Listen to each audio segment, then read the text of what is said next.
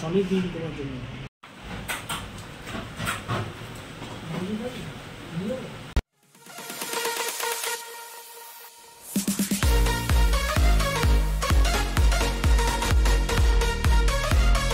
Good morning everyone, সেই সাথে অনেক অনেক ভালোবাসা ও বড়দের প্রণাম জানিয়ে আজকের ব্লগটা শুরু করলাম।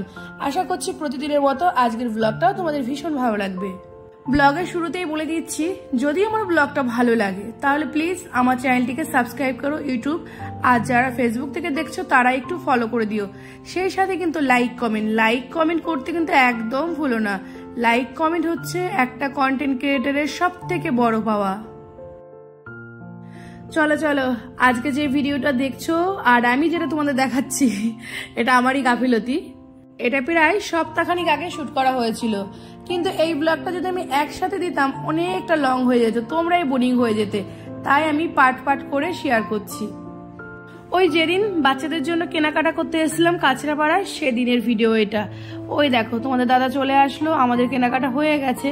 অবশ্য তোমরা আমার আগের ব্লগ যারা দেখেছো তারা বুঝতেই পারছো সিনটা দেখে, আর যারা দেখোনি তাদের কি বলবো, তাদের বলছি দেখো, একটু জুড়ে থাকো, যদি ভালো লাগে তাহলে আমার পরিবারের সদস্য হয়ে যাও। জানো তো, দুপুরে যদি কোথাও আমাকে বেরোতে হয় আমার খুব চাপের হয়ে যায়। দেখো, রাত জেগে ভিডিওর কাজ করি, তারপর লাইক কমেন্ট আছে সেইগুলোর রিপ্লাই দিতে হয়, এই করতে করতে অনেকটা সময় চলে যায়। মানে দৌড়ে সংসারের কাজ করি, দৌড়ে ভিডিওর কাজ করি, আবার তার মধ্যে মেয়ের পড়াশোনাটা দেখতে হয়, নাহলে বুঝতে তো পারছো বাচ্চা মানুষ কতটা ফাঁকি দেয়।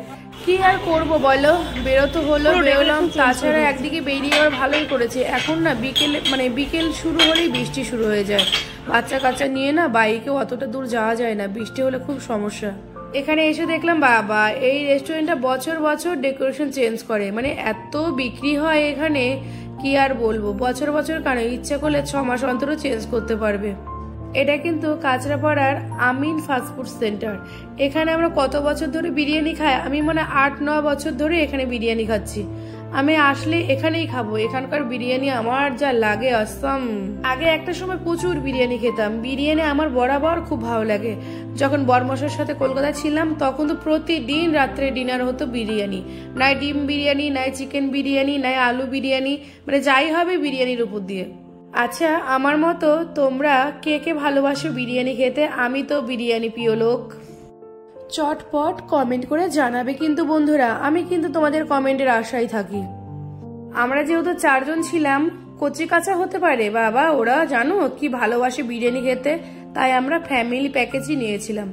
কিন্তু দুঃখের কথা, আমি একটু এখন বাইরের খাবার খুবই কম খাচ্ছি, শুধুমাত্র বিরিয়ানিটাই খাবো, কিন্তু তা আবার পরিমাণে, খুবই কষ্টের ব্যাপার।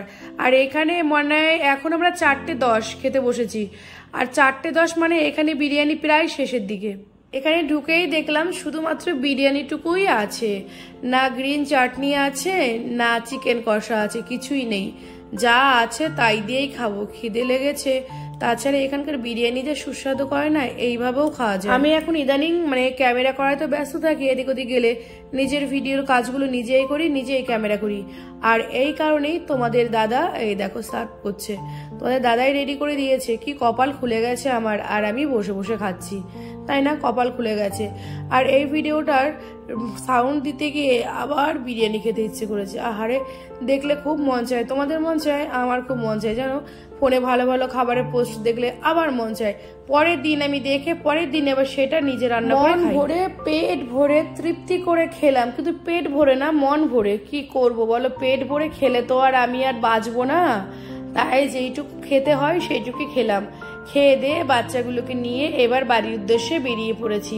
এর মাঝে অবশ্য থেমেছিলাম, থেমে একটু পার্কে গেছিলাম, সেই ব্লগটা শেয়ার করা হয়ে গেছে। টাটা বাই বাই, আর বাড়াচ্ছি না, অনেকটাই লং করেছি, এবার আসছি। আচ্ছা, যাওয়ার আগে আরো একটা কথা বলি, এবার কিন্তু বাবার বাড়ি ব্লগ শুরু হবে, যাচ্ছি বাবার বাড়ি।